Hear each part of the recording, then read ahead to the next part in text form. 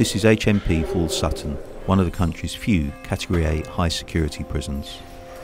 There are just over 200 terrorist offenders in English prisons, and a number of terrorist offenders are held here.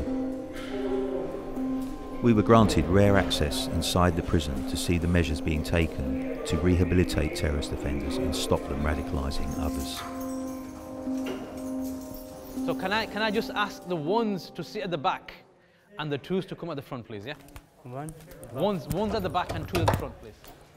Imams play an important chaplaincy and pastoral care role, but they are also on the front line, trying to stop radicalisation in prison and prevent further attacks.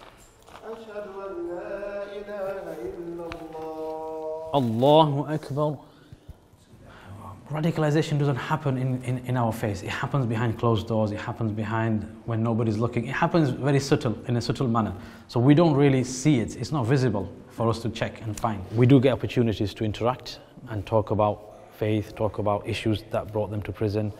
And in that course, we do challenge and we do come across tact offenders and theological intervention as well. It's usually people who have limited knowledge of the faith, who are new to the faith, or they're not really serious about practicing, but because of a personal tragedy or because of personal circumstances have changed, they find faith and they explore and they fall into the wrong crowd or with the wrong people. When terrorist offenders are found to be trying to radicalise other prisoners, they can be removed from the mainstream population and placed in separation centres. There are only 3 such centres in the country, and one of them is here at Full Sutton. It's not currently in use, but remains ready to be opened at a moment's notice. Healthcare department that way. The separation centre ground floor this way. We house a number of tact offenders here. There's always a risk around radicalisation. So we observe, monitor prisoners quite closely. We observe them through the gathering of intelligence and staff-prisoner relationships. And then if we think there is a risk around radicalisation, we will take some preventative measures. So we're going to the Close Supervision Centre, the CSC, and we hold a small number of individuals who are secured within this unit. That's the most appropriate place for them to be held, either because of their offence or their behaviour within custody and the risk that they pose. We need to, we'll present a case to say this person is such a risk that we need to separate them from the main population.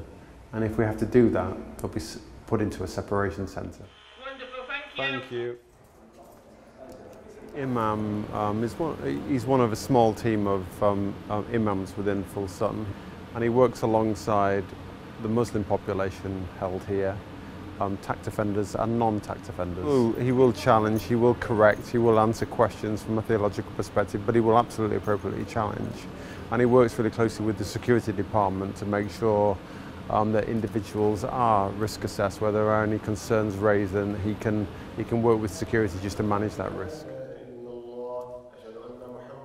Reflect upon the time that has passed. Imam Mahmood and others like him are leading the fight to prevent further attacks being committed by freed offenders, whether far-right or Islamic extremists.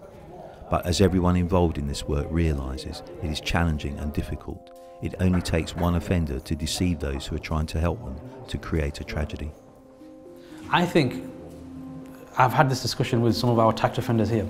The fishmongers incident has been a wake-up call within the tact community. Right. The reason being, because a lot of them had their sentences increased. The older group of prisoners, tact offenders, are more moderate and more understanding. And they want to rein in the youngsters, the youths who have come into the system. If we look at the bigger picture, terrorists and tact offenders make up a small percentage of the entire prison population, and the reoffending rate within them is marginally low. But as I said to you previously, one case is too many.